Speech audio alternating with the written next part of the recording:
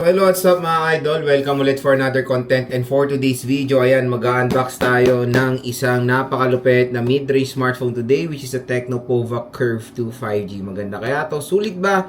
Tara, pag-usapan natin.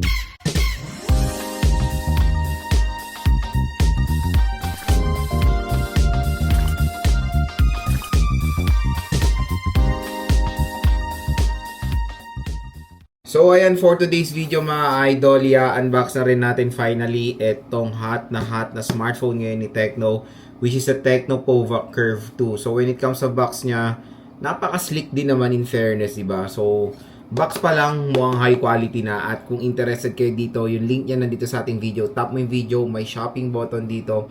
Mura at bagsak presyo lang mo itong Tecno Pova Curve 2, at ang magandang balita mga idol dito sa ating link. Dito sa link natin, makukuha nyo pa to ng napakalaking discount, usually around 1 to 2,000 additional discount voucher off para dito sa Tecno Pova Curve 2. Kaya dyan lang kayo bibili na itong smartphone na to para makuha nyo siya ng napakagandang deal. When it comes sa SRP kasi neto mga idol, meron tong SRP na 17,000 pesos, pero nakuha ko lang to around 13,000 plus dahil sa ating mega voucher. Kaya again, napakalaki ng discount nyo pag dito kayo sa online bibili. And no worries, official store po ni Tecno yung pagbibilan nyo yan. Kumbaga dito kasi sa video natin, may exclusive po kasing pala collaboration ng YouTube Shopping sa mga online platforms para sa mga viewers natin na interested bumili na itong Tecno Pova Curve 2 na meron kayo makukuha additional discount voucher off. Okay? So dyan lang kayo bibili sa ating link na itong smartphone na to. Yung napili nating color is yung Mystic Purple. And meron tong very interesting na battery capacity na 8,000 mAh battery capacity. So tara mga idol, samahan nyo ko i-unbox itong bagong labas na Tecno Pova Curve 2. So ito yung box ng Tecno Pova Curve 2 5G. Okay? So meron tayo ditong nakalagay na massive battery capacity na 8,000 mAh battery capacity. 3-day use siya with 7.42mm thin body. So it has a 256GB of internal storage and an 8GB of extended RAM. So ang total RAM talaga, ang pinaka legit na RAM nito or yung totoong RAM niya is the 8GB lang, okay? So 16GB is virtual RAM lang yan na hindi ganun ka-helpful naman yan when it comes to gaming. At ang talaga tinitingnan natin or kinukonsider nating real specification nito is the physical RAM itself. Processor is a MediaTek Dimensity 7100 5G processor, a 144Hz curved display, a dual signal enhancing chipset, okay? Ang daming mga anik-anik dito sa kanyang box. So 8,000 mAh battery capacity with 45W fast charging rate and an IP64 water and dust resistant. So open na natin si Tecno Pova Curve 2 5G. So ayan siya mga idol. Okay. Tingnan muna natin yung smartphone. Alisin natin siya sa kanyang box. Uy. Ano ulit kulay na ito? Pangalan? Check natin yung color ulit ah. It's Mystic Purple. So, check natin yung color niya in 3, 2, 1. Ay, ang angas. So, yung pagka-purple neto, real talk, hindi siya pang girl-lalo. Pwede siyang unisex. So, okay na okay itong Mystic Purple ng Tecno Pova Curve 2. Very aesthetic. Talagang napaganda. Even for the camera itself is very, unique. Although meron ako nakikitang brand na ganito rin na ganito yung design niya. I don't know kung ano tawag sa ganito, triangular camera shape na module. Ayan. So it has a triple camera setup. Ayan. Pero titingnan natin further yung specification ng camera niya kung triple ba talaga kasi tatlo yung butas niya I don't know kung sensor to, pero to is the main camera, I know. Parang malaki kasi sensor na ito Flash, Pova logo. Ito is parang design lang siya, hindi siya see-through sa loob. Matte finish siya, which is very, very nice. Napaka-slim nito mga idols. Dito sa right side is the power button and the volume rocker. Sa taas naman, meron tayong nakalagay dyan Dolby Atmos and yung kanyang microphone. Sa left side, wala tayong makikita. Sa baba is a SIM tray, microphone Type-C port at speaker grills. So, yun. The sad part is wala po tong pre-installed na screen protector out of the box or even tempered glass, wala pong kasama. So check natin yung mga inclusions dito. So sa jelly case is hindi naman nila in-effortan ng case compare sa mga common series.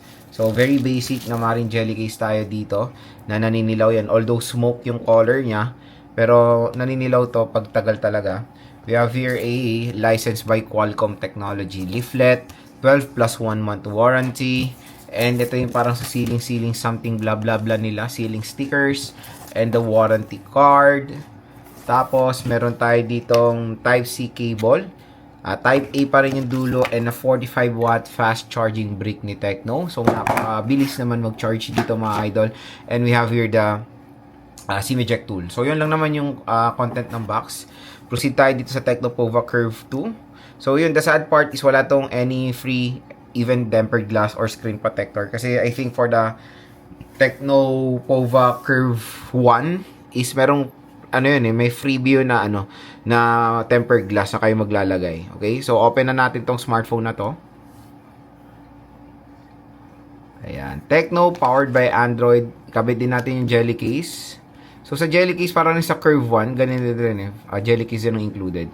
So, setup ko muna to mga idol. Balikan ko kayo. So, yan na setup na natin si Tecno Pova Curve 2. So, when it comes sa display niya, unang-una napansin talaga natin is napakaganda ng display quality na ito. Napakataas ng screen brightness niya. It's 4500 nits of brightness with the resolution of Full HD Plus 1080p and AMOLED display. So, when it comes sa display quality na ito mga idol, is very, very identical sa common series. Kaya, wala namang tayong any pinagkaiba when it comes to experience. And sa theme nito, hindi ko talaga gusto yung theme ng Pova. Ayan, ang gulo. Medyo, hindi ko lang gusto yung theme niya. Pwede naman ibahin yan.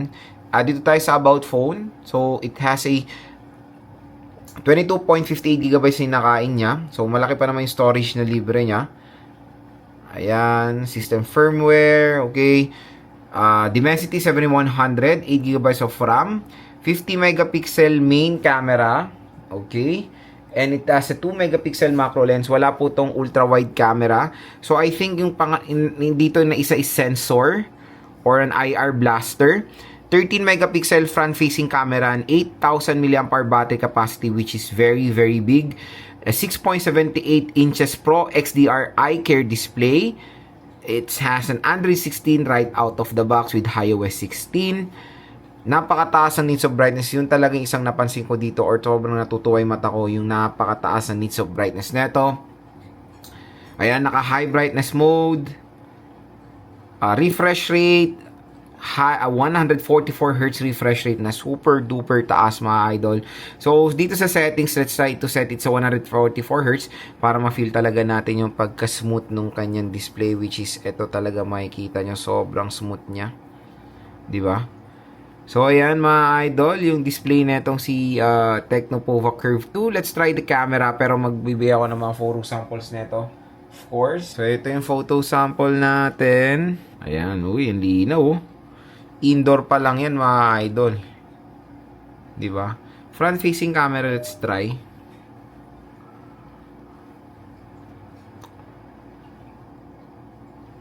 Linaw ng front cam nito. Tapos image processing pa. Bam! Di ba? Sobrang solid. So sobrang excited na rin ako matry ito sa ating full review. And ayun, napakaganda itong Tecno Pova Curve 2. Kaya kung interested kayo, yung link niya nandito sa ating video. And mga idol, ang ating unboxing dito sa Tecno Pova Curve 2. So next naman is gusto ko ibigay yung first impressions ko hands-on dito sa smartphone na to. So gumawa na tayo ng first impressions based sa kanyang specification nung wala pa yung unit. Ngayon magbibigay ako ng first impression based sa ating hands-on.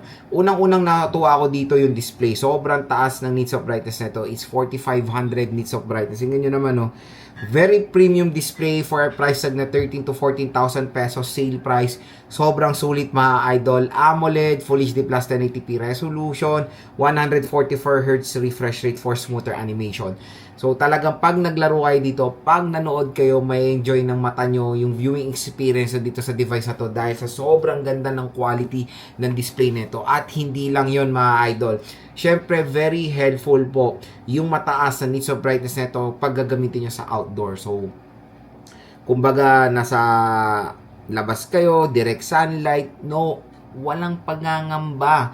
Kitang-kita nyo pa rin ng very clear yung display netong si Tecno Pova Curve 2 na which is very, very convenient. Okay? Next naman mga idol, yung design. Ang ganda ng design niya, especially itong purple. Very unique color. And para siya nagre-resemblance din sa pagka-purple-ish din nung iPhone 16. na yung ultramarine nila yun eh. Na yun yung favorite color ko sa 16 series. Ito, ang ganda. Kaya kung tatanong nyo, Lods, ano bang mas magandang kulay? Go for this kind of color. Very unique. At nagre-resemblance sa iPhone 16. The design din ng camera module is very unique compared sa mga ibang mid-range na nagkokopyahan na sila ng itsura. Ito, triangular shape camera module na napaganda mga idol. Slim form factor and ergonomics. Ayan o. Even for the display ng kanyang screen ay curved din. So overall, front and rear ay curve mga idol. Kaya sobrang nipis din itong Tecno Curve 5G. Next yung processor. The processor hindi ako magrereklamo, mabilis din naman yan or maganda rin naman yan for gaming. The MediaTek Dimensity 7100. It has a GPU of Mali G610. And yes, when it comes to 7000 series ng Dimensity naman, expect nyo na it can provide naman din ng hinahanap nyo sa isang chipset na all-rounder. Kaya maglaro, kaya na mga multitask, pwede siya for navigating and all, lahat. Kaya naman gawin ng processor na yan. Kaya no worries, okay naman yung binigay na processor ni Tecno dito, especially for its sale price na 13 to 14,000 pesos. The camera specification, it has a 50 megapixel main camera and a 2 megapixel macro lens. I don't know kung anong silbi netong isa. I think this is the sensor. Ito, at titignan ko Oo, ito yung main. Ito yung, saan ba yung main? Ito yung, tingnan natin yung main. Ito yung main camera. Ito yung main camera. Parang sensor tong malaki na to eh. Parang IR blaster siya. Yes, sensor siya. Akala ko ito yung main eh. So, dual camera lang siya, macro and 50 megapixel main, which is nakakalungkot lang na dapat ultra-wide ang nilagay nila dito, hindi macro lens, diba? Kasi mas useful and for its price, dapat mas i-consider natin ang ultra-wide compare sa macro lens. Pero yun lang naman yung isang comment ko dito. Pero overall quality ng 50 megapixel main camera niya, napakalinaw. Indoor pa rin ginawa natin kanina, sobrang ganda na, outstanding, and after taking the photo, image processing is very great. Pinapalinaw niya pa, pinapaganda niya pa, o ina-enhance niya pa yung photo nyo. Even for the front-facing camera, hands down, napaganda. It has a 13 megapixel front-facing camera. The resolution itself for the rear and front-facing camera is beyond 1080p resolution, which is very, very nice din. Ang maganda pa sa device na to is equipped to ng dual-steer speakers. So, meron tayong isang speaker dito at I think yung secondary speaker niya ay nandito sa earpiece.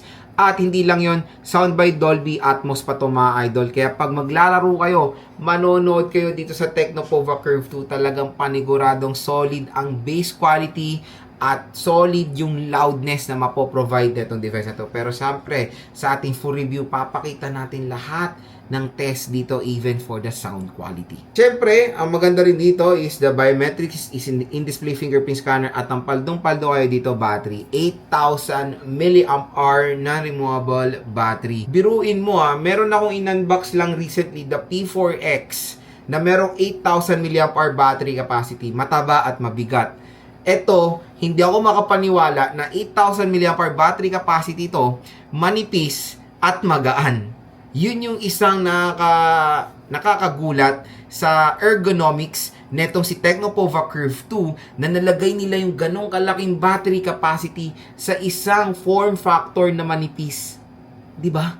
So, hands down sa Tecno for the design or the engineering na ginawa nila dito sa smartphone na to, napaka-solid. And for the performance ng 8,000 mAh battery capacity, expect nyo na makakapag-provide yan ng outstanding performance sa isang mobile device. And maganda doon, meron tong bypass charging and a 45 watt fast charging. So 8,045 watts, siguro mga 1 hour 30 minutes full charge na agad itong device na to, which is very, very convenient. And when it comes sa kanyang water protection, which is very disappointing real to. It's IP64 water and dust resistant, mababa. Compare sa Tecno Common 50 Ultra na merong IP68, IP69 water and dust resistant. Yun yung mga smartphone na pwedeng legit na malublog sa tubig. Ito hindi po. So, nakakalungkot lang yung ganong protection, medyo mababa. Pero again, very welcoming din naman kasi bumawi naman sa ibang specification or ibang aspect ang Tecno Curve 2. At yun din mga idol, when it comes sa kanyang protection, pwede siya mabasa, raindrops, accidental spillage, accidental drop na sobrang saglit lang sa water, very valid ang kanyang protection. So yun mga idol, ang ating first impression hands-on dito sa Tecno Pova Curve 2. Kaya kung interested kayo dito sa device na to, tap mo yung video, may shopping button dito, mura nyo lang makukuha to mga idol. At syempre, ang maganda dito, mura nyo lang siya makukuha sa online official store yan. And abangan nyo lang ating full review and game test natin dito sa napakalupit na smartphone ngayon ni Tecno.